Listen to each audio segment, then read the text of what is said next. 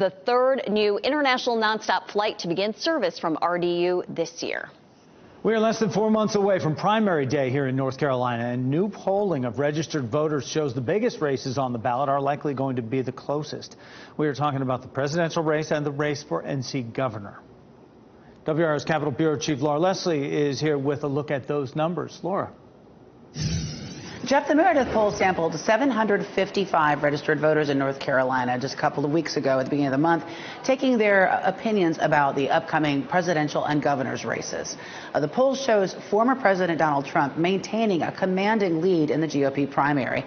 Among likely North Carolina Republican voters, 51% would vote for Trump in the primary, 14% for Florida Governor Ron DeSantis, and 9% for former South Carolina Governor Nikki Haley.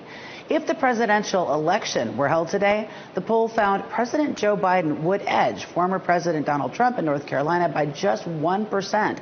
That's well within the confidence interval, so statistically it's a wash. Meredith College poll director David McLennan isn't surprised it's so close. It's just the nature of North Carolina for the last almost 20 years.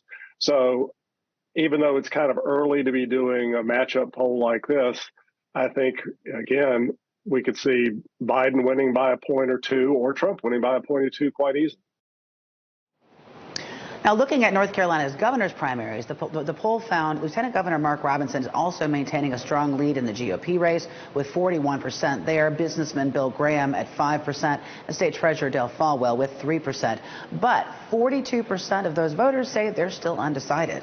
In the Democratic primary, Attorney General Josh Stein also a big lead over his challenger at 38% compared to 11% for former state Supreme Court Justice Mike Morgan. But again, the real winner on this one is the don't know, as 44% of voters say they haven't yet decided.